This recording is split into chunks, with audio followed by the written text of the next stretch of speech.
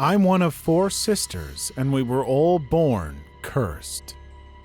The odds of having a set of identical quadruplets is somewhere between 1 in 11 and 1 in 14 million. The probability of a birth like that occurring during a lunar eclipse is even less, but my sisters and I have defied odds since conception. We never got to meet our mother. She died giving birth to us. We've seen photos, of course, of a face similar to each of our own, yet unfamiliar all the same. She left a hole in our lives that had never and couldn't ever be filled by anyone. Our father struggled. He lost the love of his life and was faced with 4 identical copies of her that needed every waking moment of his attention. It was too much for anyone to take and thwarted any real love he had to give. I don't remember a time that our father could bear to look at any of us. Perhaps that's why our individual afflictions went unnoticed for so long. Or perhaps he noticed them from the start, and it was why he chose to be so distant.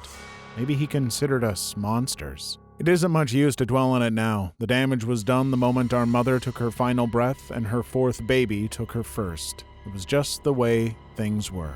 We were raised by a string of nannies, each less equipped to deal with us than the last. The cold, loveless childhood we endured only strengthened our bond as sisters. I don't know what caused it. Some phenomena had no worldly explanation, but each of us were born with our own unique ability. When we were young, they felt like superpowers, but as we got older, it became clear that we hadn't been given gifts at all, but rather curses that we were resigned to live with. That's why I'm here. I want to end my curse. I don't want to continue living this way. Maribel was the oldest, 4 minutes ahead of Amelia. It was her particular scourge that alerted our first nanny to just how unusual we were.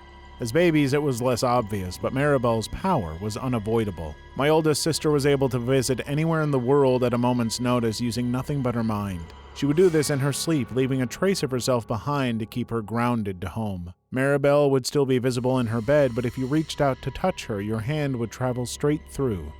She only ever left behind just enough to tether her to reality. It frightened the first nanny. She was terrified to drop the tiny baby if she suddenly went traveling and became an apparition of a child. My sister would always wake giggling, having returned from her adventure. As we grew and our communication skills developed, Maribel started to describe her journeys. By the age of 5, she could name streets surrounding the Eiffel Tower without ever having read about it. Described bright and vivid green rainforests, along with expanses of ice as far as the eye could see. I'm not ashamed to admit that I was jealous of Maribel's ability. Who wouldn't be? Her life was an endless holiday. It seemed so much fun, and I was the latest to bloom of my sisters, so while she was wandering deserts, I was left to believe that I was the only average sibling. Eventually, she started to bring things back. Objects and artifacts from places that she visited in her dreams. At first a stone from the Great Wall of China, then the shed skin of a deadly Australian snake, a Moroccan lantern, and the most beautiful flower I'd ever seen that she claimed came from the Himalayan region.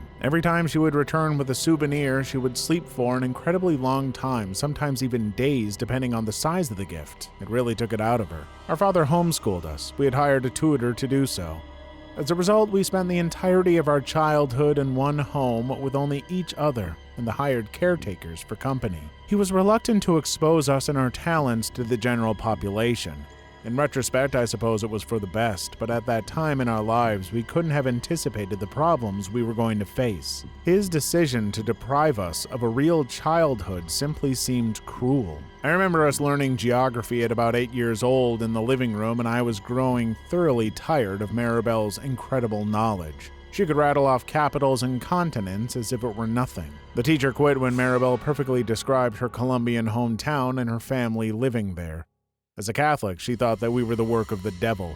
It was offensive, sure, but it didn't stop my sister from acing every test. If I were capable, I'm sure I would have been quite annoyed, but with the exception of Amelia, we were all incredibly calm and non-confrontational. It felt like Maribel was cheating, and more poignantly, that she had a chance that the rest of us didn't to escape our prison. My jealousy didn't stop me from loving her. Of all of us, Maribel was the dreamer. Her intense wanderlust and whimsy was part of what made her so beautiful. She sported a sun-kissed tan or cold, flushed rosy cheeks at any given time, and the joy at what she'd seen was always present in her eyes. She loved us, too. I can't count the amount of time we ate French patisserie for breakfast in the small room we all shared. When we reached 12, Maribel's ability had grown much stronger. We were used to her sometimes spending days away with nothing but her holographic version left.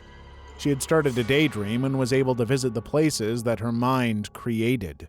I remember her giving me a tiara once. It was the most stunning thing I'd ever laid eyes on. Maribel had slept for 2 days after a journey, but when she woke, she feebly handed it to me. It was made up of an otherworldly material. It resembled the precious metals that would make a real one, but felt like liquid in the hand and glowed a gentle blue, my favorite color. What looked like gems were set into various places, but as I tried to run my fingers across their surface, my digits went straight through the bursts of color, the gems more like vibrant orbs. I still have it. As I type right now, it sat in front of me as a reminder of my beautiful sister and the amazing things that her ability gave her. It's the only thing I have left that proves there's a beauty in our afflictions, despite the fates they doomed us to.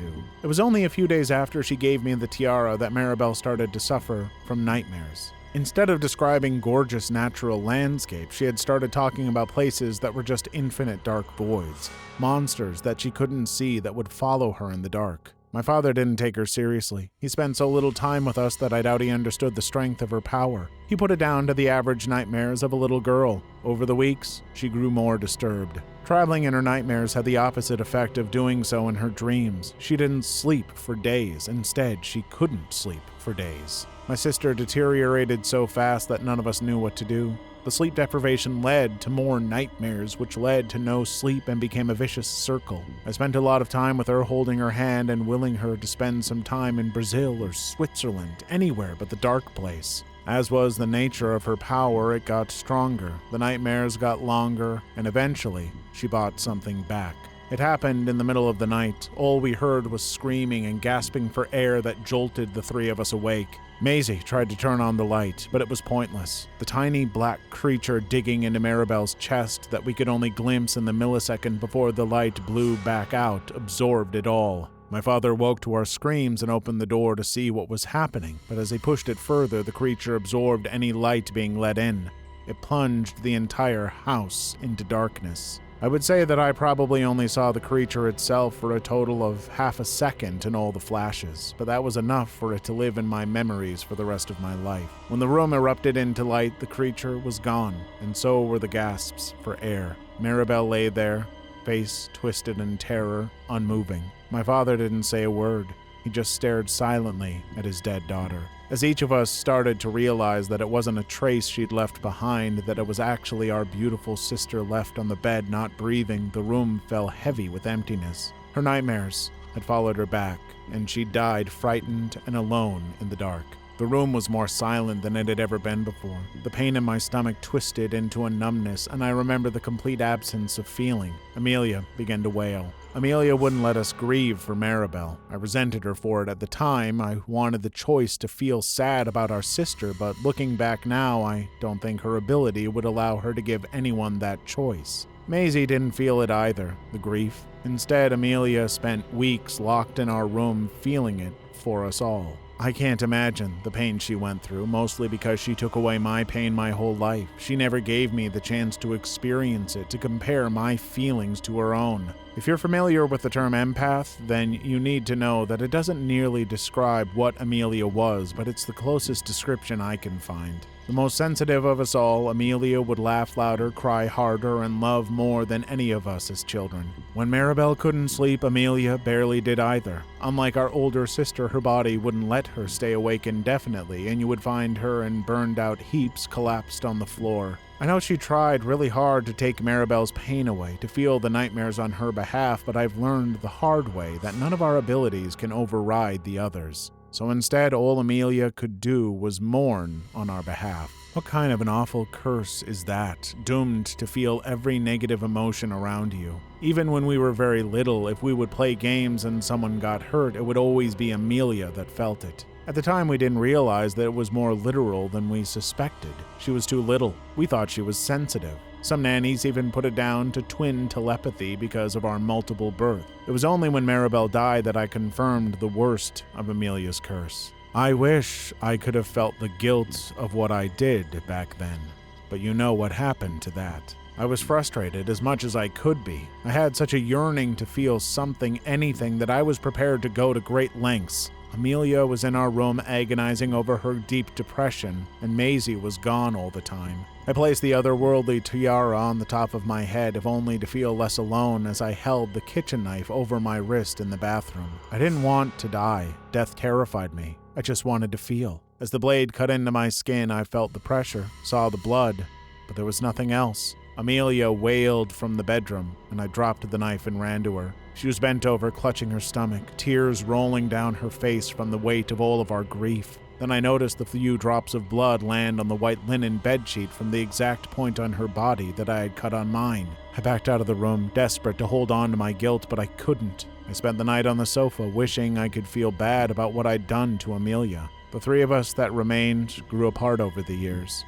Maribel's death took a piece of each of us that we couldn't get back, and I remain convinced that it was the piece that held us together. Amelia grieved viscerally in that room for a whole year before she came out. Maisie spent more time out than in, and I became something of a loner. When we got old enough to leave our father's house and to get our own places, we all did at the first opportunity. Amelia and Maisie both went to university, separately, but nonetheless they went. Amelia studied social work and graduated with honors. She kept herself to herself while she was studying, frightened to grow close to anyone for fear of taking on all their pain. Even after she escaped our loveless home, she couldn't be a normal young woman. I knew that social work was a terrible avenue for Amelia, and I knew from the few conversations I had with Maisie at the time that she agreed. There was nothing that we could do. We weren't close enough for her to listen, and in all honesty, I think we both knew that it was what she wanted. It took a year to get the call, to find out that the job had killed her, to experience true pain for the first time in my life. Just like Maribel, Amelia had succumbed to her curse. The case made the news at the time, and to the general public, her death remained a mystery. I've never felt it pertinent to try and explain. After all, would you believe me after reading the headline? Social worker found dead on the same night as a child on her caseload with matching injuries. She reported the child to her supervisors many times, made recommendations that he was removed from the situation. I was grateful that it was reported that way. People knew that she did everything she could. By all accounts, she really bonded with that boy, which I know will have been her downfall. I went into shock for days. The sudden emotion was too much to bear. I couldn't remove the image of her being beaten to death by that monster, feeling every punch that he landed on that poor child. The other horrors she was subjected to. The murderer ran, wanted for arrest for both killings. He still hadn't been found, and the longer he remained hidden, the larger the pit in my stomach grew, right up until the moment I received the inevitable text from Maisie. Maisie was the closest thing I had to a friend growing up after Maribel's death. She was the toughest of us all, a tomboy with a brash attitude, and after Amelia died and she could feel for the first time, she became unstoppable. All our lives, Maisie's curse felt more benign than our two barely older sisters. I used to call her a homing device because Maisie could find anything. It took a long time to notice what it was. As small children, we thought she was just better than the rest of us at hide and seek.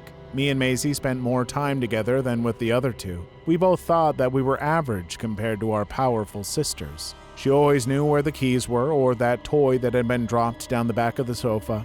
She could find any journal or snacks that you tried to squirrel away, and once obsessively dug until she found a centuries-old necklace buried in our garden that still dangles around my neck today. That's when the nannies and our father knew for sure that she was special. The damn necklace was the reason I was left to feel more alone than ever before. Despite their abilities and my seeming lack of, I felt like the freak. Maisie was still a friend to me, but the dynamic between us changed. She made me feel so boring and drab. The true potential of her powers came to light the first time that she caught a local missing persons case on the television. The man was mentally ill, incredibly vulnerable, and had disappeared days before the broadcast. After the news reporter finished talking, Maisie calmly got up, walked to the telephone, and dialed the number provided for information. "He's in the old bread factory under the stairs. He's trapped under a piece of machine." Then she hung up. No words. She didn't look at us or acknowledge what she had just done, just sat back down and went back to watching the television. I didn't put much thought into it until a few days later when the police found him. They were just in time and the man was exactly where Maisie had described. They pleaded for the anonymous tipper to come forward for questioning, but of course no one ever did.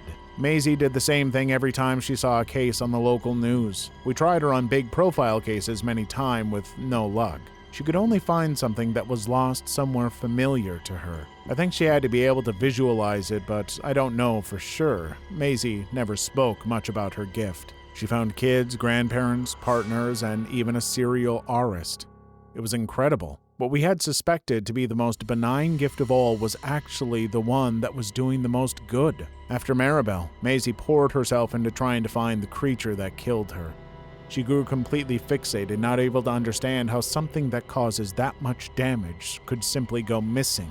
It's why she was gone all the time. When she wasn't immediately successful, she started taking the bus to other towns and places she hadn't been, trying to spark her talent. I tried to tell her it was futile, but she wouldn't listen. I knew the creature only existed in Maribel's nightmares. It took her a long time to give up. In all honesty, I don't think she ever really did, just focused her attention elsewhere for a while. When she left for university, she studied criminal law and policing.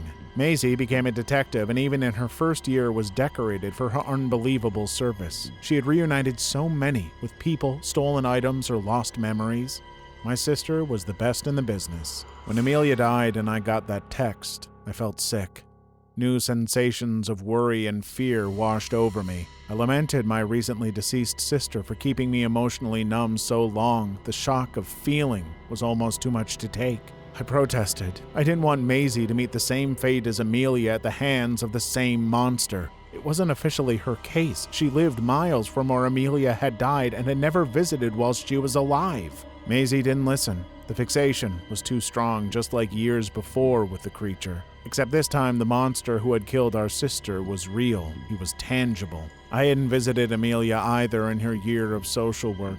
Of all the new emotions, the guilt was the strongest. For everything. I tried to reach Maisie. I drove for hours, but my tracking skills weren't a patch on hers. I knew what to look for, but had no idea how, and I just couldn't save her. Maisie didn't die at the hands of Amelia's killer. It makes me wonder if her fate had already been written, if maybe all of our fates were sealed the moment we were born. Her death signaled the end of a manhunt for an active serial killer in the area she was searching for the abusive father. It's devastating to think of a woman with such talent and potential ultimately fooled and destroyed by a simplistic ruse. In her search, she came across a lone puppy wandering a bit of woodland. She picked it up and immediately knew where to find its owner, so she circled back on herself, straight into the waiting camp of the woodland strangler. The strangler had been using the puppy as a way to lure women into the woods under the impression they were searching for the lost dog with him. He didn't expect Maisie, so he panicked and strayed from the signature that had made him famous. Maisie wasn't strangled. He beat her to death in a blind rage instead, violently in the woods. Her screams alerted hikers nearby who called the police, and the killer, that was later proven to be the woodland strangler, was caught. It should have brought me some comfort to know that at least one of my sister's killers wasn't wandering around free, but it didn't. Instead, ever since I became the sole survivor, I've been plagued with memories of death. 3/4 of my soul is already gone, and nothing solid remains. My particular curse didn't present itself until Maribel's demise, but looking back, I am almost certain that my ability was the first to have an effect. I was simply too young to remember. I can't fathom a way to describe my curse as anything other than a symbol: death. Minutes before Maribel died, I saw exactly what would happen. My vision was vivid, or as vivid as can be in absolute pitch black. I would have considered it a dream, an overactive imagination, but the sensations were too real. Most alarmingly, I watched her die from the perspective of the creature who killed her. I was viciously digging at her chest, absorbing any life in her young body. When I woke that night, I prepared to alert someone, to wake Maribel and tell her what I dreamt, but it was too late. As I sat bolt upright in bed, so did Maisie and Amelia at the sound of the screaming. Maribel died in agony minutes later. I tried to understand what I'd seen and why I'd seen it from the viewpoint that I had. It was a cruel power to be able to visualize a terrible event without any time to stop it happening. It was pointless. I couldn't use it for anything good like the others could with theirs. I knew I would get the call about Amelia a few days before it happened. That's how long it took them to find her. After I imagined myself viciously beating her and in turn the child to death, I knew in the depths of my heart that she was gone. That vision was truly the worst experience of my life. I tried to call her. I hoped that I was wrong about my curse, that what I'd seen before Maribel, that it was just a terrible dream, that my vision of Amelia had been the same. The intense feeling of worry, the emotions filling my entire being proved that she wasn't coming back. Yet again, I predicted my sister's death. It was me that alerted her local police that she was missing. I called them immediately and I could tell they didn't take me seriously. It took days, but I was persistent enough to get them to do a welfare check, and when her workplace said she hadn't turned up, they searched her flats and found her. Why couldn't this damn power give me time? Just enough time to even say goodbye. If I couldn't change their fate, I couldn't understand why I was being robbed of a happy last memory. Instead of a hug or a friendly word, I was left with visions of my sisters being brutally killed. Being the killer in those visions only made it worse. With Maisie, it was much the same. After all we'd been through, when I received that text, I couldn't bear to have another vision, another everlasting, horrific memory. I chased her in my car for weeks, trying to guess where she might be hunting. When the vision finally hit, I was asleep in my car. The beating convinced me that she'd found her target, and I didn't recognize the woods. I had no idea who to call, but once I learned the truth, it saddened me that her mission was left unfinished. It's been months since Maisie died. The man who killed Amelia still hasn't been found. I can't shake the feeling that I've failed my sisters and I'm plagued with recurring dreams of their deaths. My life has become little more than a pocket of cruelty and depression hauled up in my childhood bedroom with every curtain shut. I dream of them all in turn, and every time I'm the killer. The fourth dream is the one that upsets me the most. The one that puts my place in this deceased family into perspective. It's the one where we're born. The birth dream is every bit as vivid as the ones where my sisters leave this earth. This time, I see it from my own perspective. I see each of my sisters leaving the womb before me. The bright light as I open my eyes in the delivery room for the first time. Then it stops. It stops as soon as my mother's heart does, as she takes her last breath. The dream is not me witnessing our birth, but rather witnessing our mother's death. And in keeping with the others, it's from the perspective of her killer. I've realized that I am the curse. An angel of death that has brought nothing but misery to those around me. My visions weren't merely premonitions, they were a cause. It's getting more and more difficult to type this out as I try to blink away the images that follow my every thought, but it was important to me that my extraordinary sisters weren't forgotten, that the curses they bore were known. I moved back in with our father when they announced the recent lockdown.